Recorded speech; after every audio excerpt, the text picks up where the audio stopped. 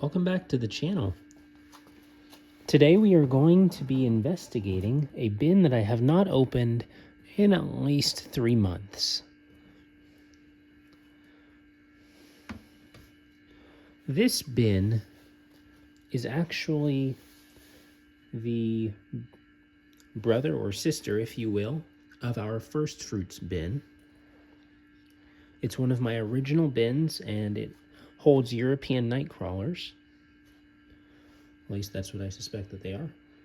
I got them from a store, a pet store, and they were mislabeled, or they were labeled in a way that did not really do it justice. And I have since found other folks who claim that these are European Nightcrawlers, so that's what I'm going with. So as we dive into the bin today, one thing that I noticed right off the bat is that the bin might be a little bit dry, actually. In the other bins that we've looked at, we've had really good condensation on the lids, but this bin does not seem to show that same pattern. So I'm definitely interested in digging down and making sure that we still have worms in here. So I'm gonna go ahead and open this up, and right there we have looks to be the body of a worm. So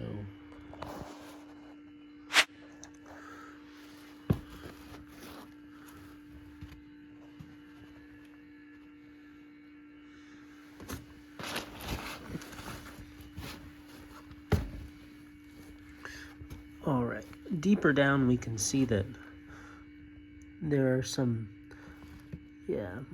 got more castings down there, and you can see some worm activity further down here. It seems to be actually pretty good activity further down there in the bin. I'm gonna take off my gloves and just kind of get a feel for it.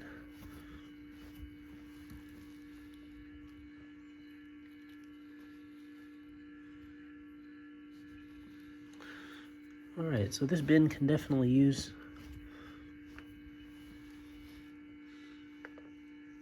a little more moisture. Just feeling this in my hand, and it's decently moist. Even on the top layers where we saw the cardboard. The cardboard is somewhat moist, so that's good, but it definitely could use more moisture. So what I'm going to do actually for this bin is we're going to go ahead and feed it. I'm going to go ahead and add some green material, and I'm hopeful that that will help with really bringing back more microbes to the bin and also increasing the moisture level. One thing that I did in here that I don't normally do is I have some larger pieces of wood here. This is really neat to see actually, is this piece of wood breaking down.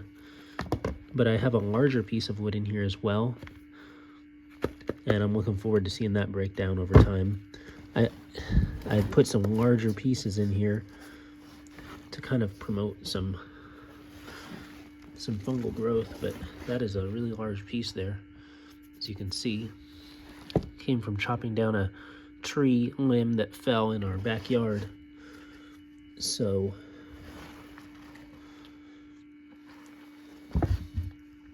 yeah, we're gonna need a good bit of moisture in here. I'm gonna go ahead and, as I mentioned, I'm gonna go ahead and feed this bin, and we will go ahead and check out what we've got on the menu today. I have one bokashi bin that is full of some of our cooked food scraps. So I try to actually differentiate between the cooked food that we have and the fruits and vegetables. So I have different totes for each of those. I'm gonna pause this briefly and then I'll start it back up once I've got this bin opened up. So this is interesting. You would not find this being fed to many worms, but this is what I'm looking at feeding. And it does appear to have, it smells fermented. And this is going to be my first time feeding the worms something quite like this. So I've got some fermented cooked food scraps. This is things like noodles and looks like maybe some chili in there and some other items like that.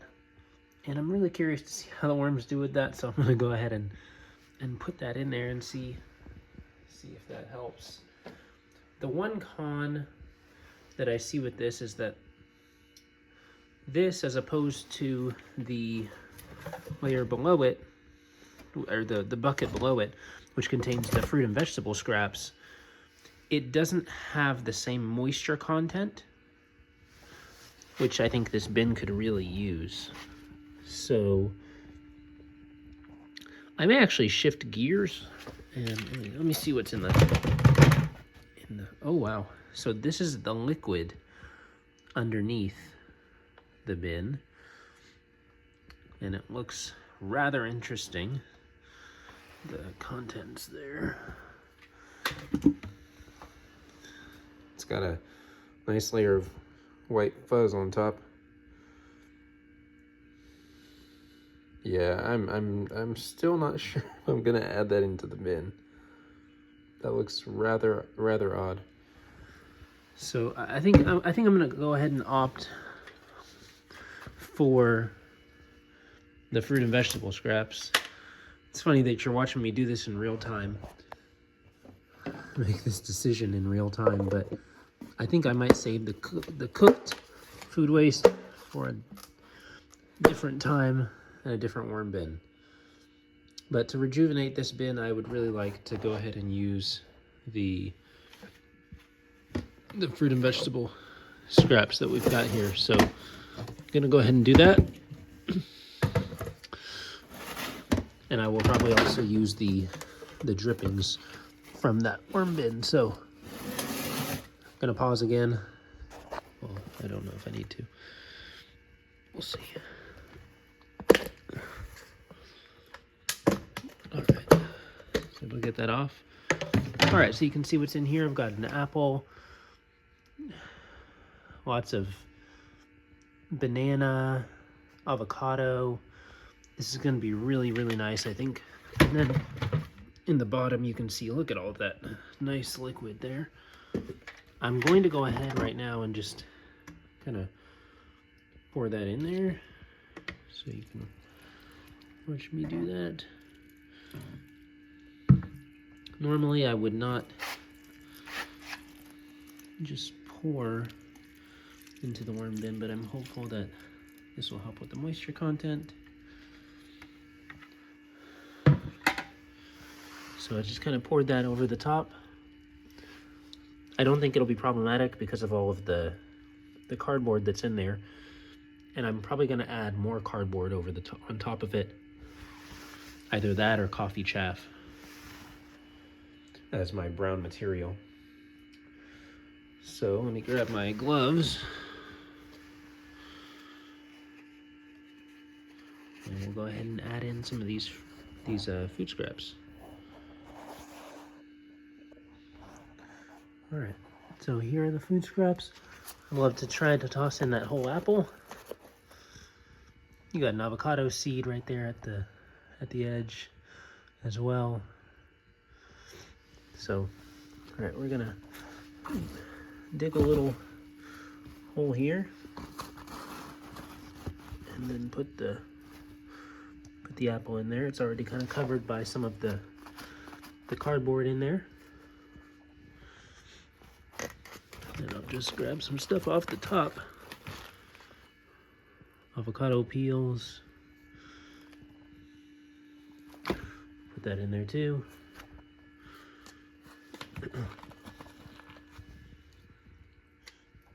It looks like there's a whole cabbage in here. I'm not sure why that's in there, but yeah, we've got cabbage, we've got beans. So I'm actually just gonna tip this over. And we're just gonna liberally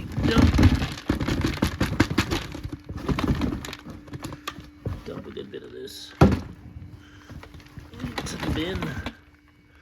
Got grapes.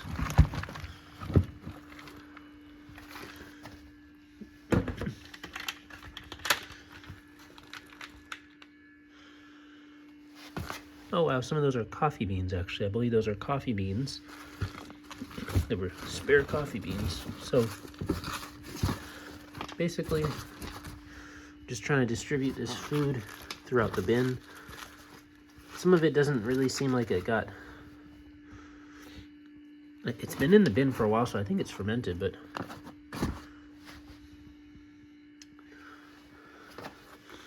Alrighty, we've got an onion there.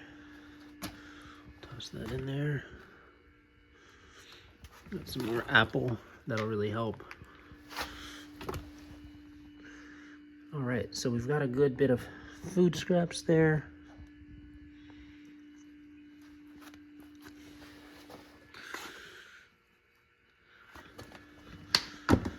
I just add everything in there. Oh wow, that looks like a pumpkin, so. Yeah, this is gonna be nice and rich. I've got eggshells in there as well. So, this bin is definitely getting a good solid feeding. It's been a long time since we've had anything fed to them, so I'm hoping that'll really get the worms out and about and further up into this part of the bin. I'm gonna go ahead and move the food scraps down toward that direction. Just kind of jostle it around a little bit. We know that the worms are deep down in there.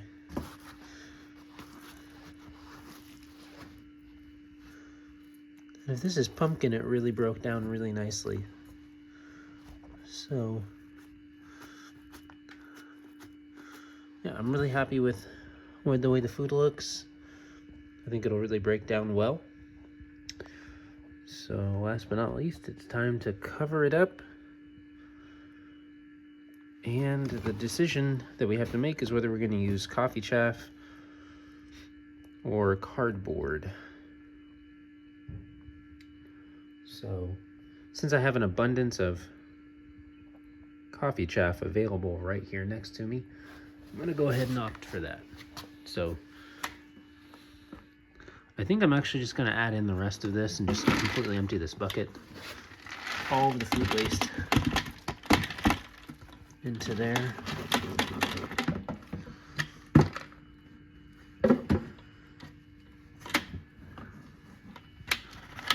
One of the things, again, that we have going for us is that it is winter. And outside of the bottom bucket in the bokashi system, which contained the liquid runoff, the top was not really very wet. So I don't feel like the bin is going to end up flooded even as this stuff breaks down. The nice benefit of adding a lot of food in the winter is that as the food waste breaks down, it also, as the microbes get to it and as the microbes reproduce and as they metabolize, it produces heat, which is really good for the bin to keep it at least somewhat warm or warmer in the winter. So I'm gonna go ahead and put a quick pause on and grab the chaff. All right, I'm back here with a mortar tray just about full of coffee chaff. I'm gonna try to position that in a good way right near the bin. Just wanna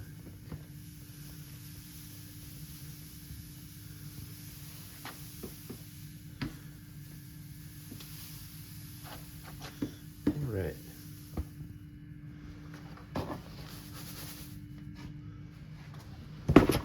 Okie dokie, so we got the chaff in there.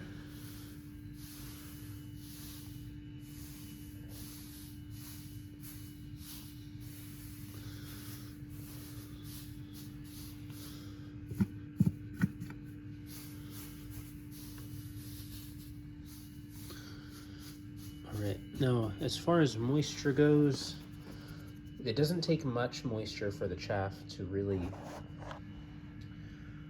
saturate, which, if you'll remember one of my earlier videos testing the saturation point of coffee chaff, that is one of the, I guess that's one of the benefits of using the chaff,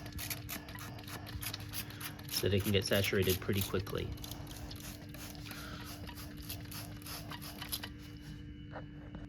So we're just gonna go ahead and spray down the chaff with water.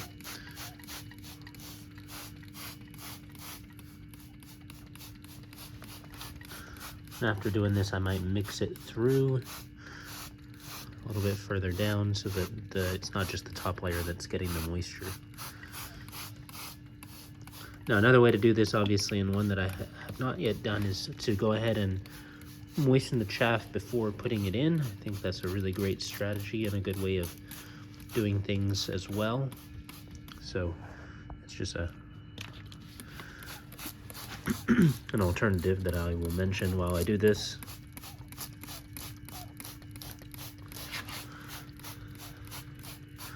And just helps to make sure that the moisture is well distributed throughout the chaff. So maybe I'll do that in a future video when I'm feeding and adding brown material alongside the feeding.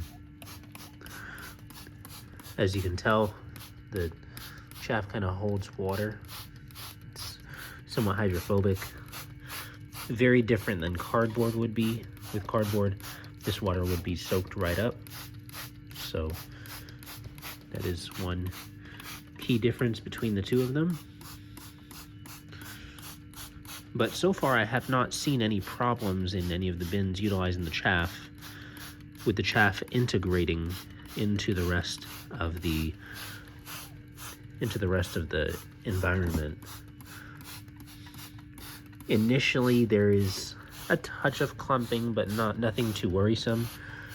And as it integrates and as the worms move through it, it just becomes part of the whole. So I'm more than satisfied with the role that it plays in adding another compostable material for the worms to navigate through. So I feel like so far this top layer is looking decently moist, and actually after a little bit, even some of the standing water on the bin does, it does eventually penetrate. So it's good to see. As you can see, it's sticking to my hands. So that's the clumping that I mentioned that would take place.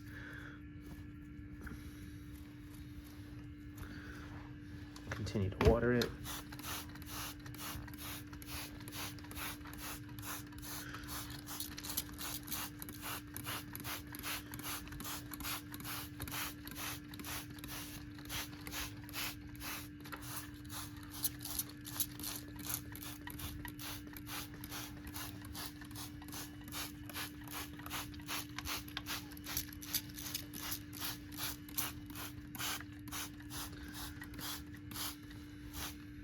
Be interested to see where this bin is in about another 2 to 3 months. Obviously we'll be checking it. Well, I expect to be checking it before then, but just to see all of these materials kind of break down. I'm glad that the food is pretty well buried. I don't expect to see the same fly problem that I've seen in other bins where I didn't immediately layer quite this thick with a brown material when adding food.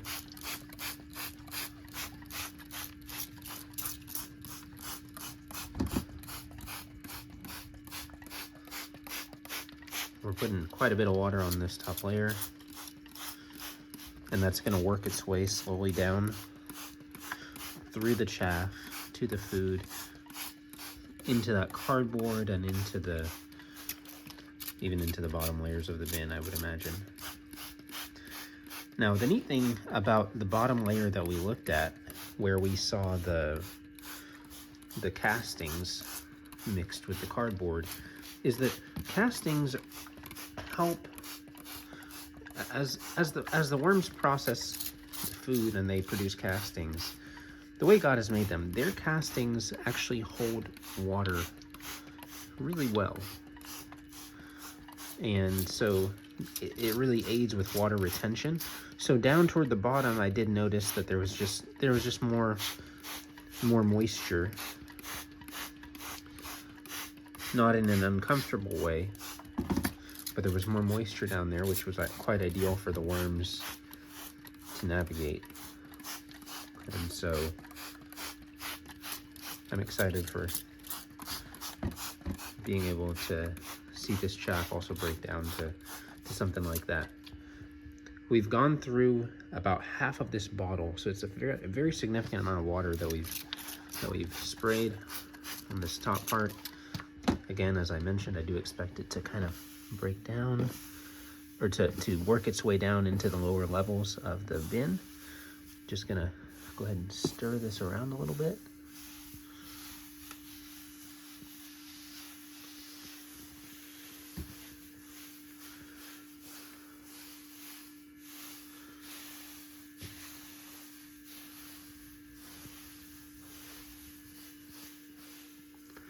It's definitely clumping my hands, or sticking to my hands a fair bit.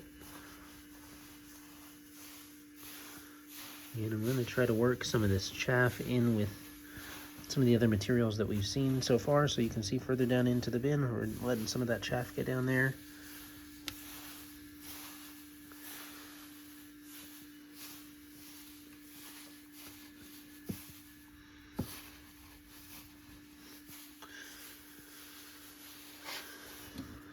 Alright, so my hands are a mess because of the wet chaff.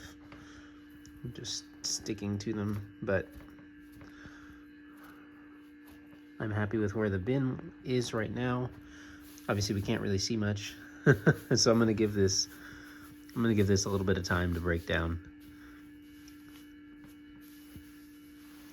If you've watched other bin feeding videos, you'll probably be aware that there are definitely different ways to feed a bin.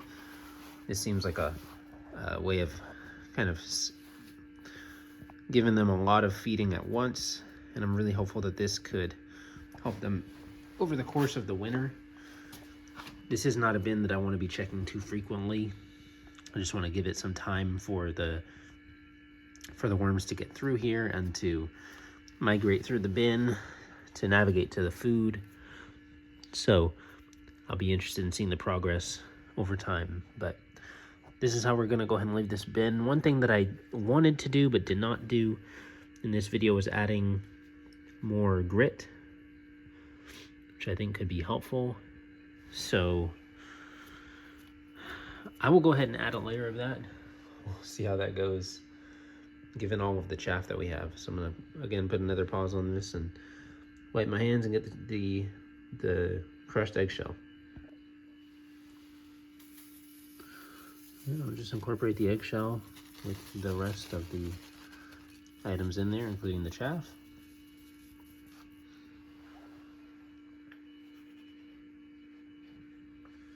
Getting another scoop now. And I'm just gonna sprinkle that over the top again.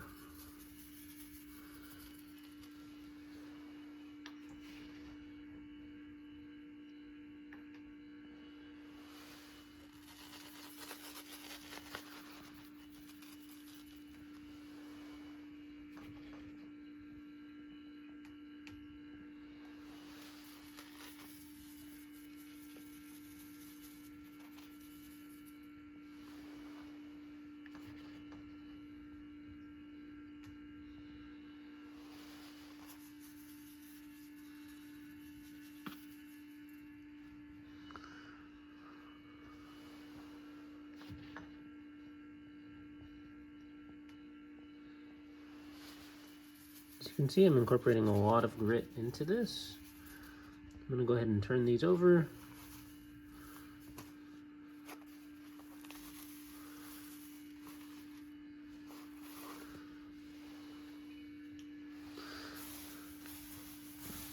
Just kind of mix some of this down.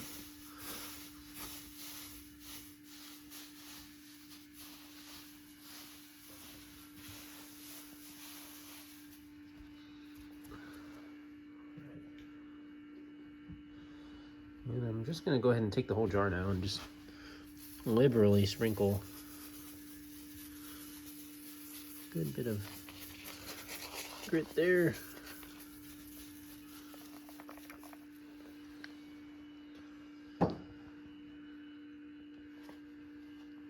All right, so this bin has been fed a bunch, given a lot of browns, and given a lot of grit. So I'm excited to see what comes of this bin, again, given a little bit of time.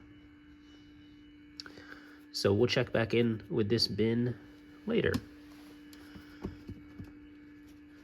I have yet to think of a good name for it, so if you have any name suggestions for this bin, feel free to share them with me. But otherwise, we'll catch you in the next one.